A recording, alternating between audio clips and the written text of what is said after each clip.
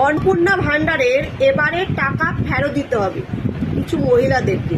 কাদেরকে দিতে হবে জেনে নিন। যাদের স্বামী বা শ্বশুর সরকারি চাকরি করে বা পেনশনভুক্ত, তাদের ফ্যামিলির কোনো মহিলা যদি টাকা পেয়ে থাকে তাহলে ফেরত দিতে হবে। দ্বিতীয়ত, আশা কর্মী, আইসিডিএস কর্মী, সিভিক ভলেন্টিয়ার এবং যদি ইনকাম ট্যাক্স পায় কোনো মহিলা, মানে কোনো মহিলা যদি ইনকাম ট্যাক্স দেয় তাদেরকে টাকা ফেরত দিতে হবে। এটা বুঝতে পারছেন তো? এই নোটিফিকেশন সরকার থেকে জারি করেছে।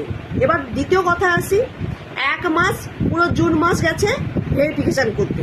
সেই ভেরিফিকেশন করে কি হলো, যাদেরকে দেওয়া হবে বলেছিল তারা পায়নি এবং যাদেরকে দেওয়া হবে না বলেছিল তাদেরই অ্যাকাউন্টে টাকা ঢুকেছে, তাই টাকা ফেরত দেওয়ার কথা আসছে।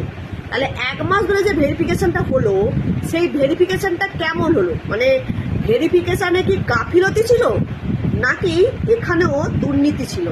কারণ তৃণমূল সরকারের আমলে আমরা দুর্নীতি দুর্নীতি দুর্নীতি করে শুনে এসেছি। প্রথম বিজেপি সরকার একটা কাজ করে, যেটা হচ্ছে অন্নপূর্ণা যোজনার টাকা দেওয়া। সেই অন্নপূর্ণা যোজনার টাকা দিতে গিয়ে এই যে যারা পাওয়ার কথা ছিল, যাদের পাওয়ার কথা ছিল কিন্তু তারা পায়নি, যাদের পাওয়ার কথা ছিল না তারাই পেয়েছে। তাহলে এটা কি দুর্নীতি নাকি গাফিলতি? এই কোশ্চেনটা থেকে যাচ্ছে। এবার আসি, সরকারি চাকরি যদি পরিবারের বর বা স্বামী করে থাকে বা পেনশন পেয়ে থাকে, সেই সমস্ত মহিলারা পাবে না। আচ্ছা, সেই সমস্ত মহিলারা তো বাড়িতে থাকছে, রান্না বান্না করছে, বাড়িতে থাকছে, তাদের তো আর কোনো ইনকাম নেই, তারা তো চাকরি করছে না। তাহলে সে তাদের বাড়ির স্বামী সেই মহিলাটাকে মাসে শেষে হাত খরচ দিচ্ছে নাকি সেটা সরকার দেখছে না? পেনশনভুক্ত শ্বশুর তার বৌমাকে হাত খরচ দিচ্ছে কিনা সেটাও কি সরকার দেখছে?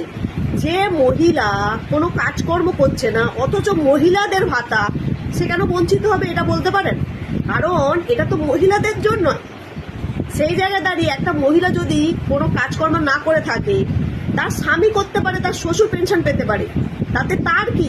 তাকে কি মাসে শেষে টাকা দেওয়া হচ্ছে? সেই কি ব্যবস্থা সরকার করে দিয়েছে? তা তো করেনি।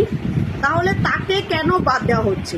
রইল বাকি সরকারি পার্মানেন্ট যারা চাকরি করে তাদেরকে বাদ দেওয়া হোক, কারণ যারা পার্মানেন্ট চাকরি করে তাদের স্যালারি অনেক, তাদেরকে বাদ দিলে সেখানে কিছু বলার নেই। বা ইনকাম ট্যাক্স, যে মহিলা নিজে ইনকাম ট্যাক্স দিচ্ছে, সে বছরে 12 লাখ মানে মাসে 1 লাখ টাকা, তার এই সামান্য ভাতায় কিচ্ছু আসে না, তারও দরকার নেই। তাহলে প্রবলেমটা কি হচ্ছে? তাদের পরিবারের যদি কোনো মহিলা পায়, সেখানেও কেন বাধা থাকবে বলতে পারেন?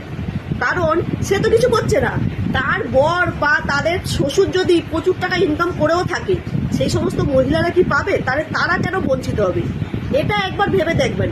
মহিলাদের ভাতা, মহিলাদেরকে বঞ্চিত করাটা কি ঠিক?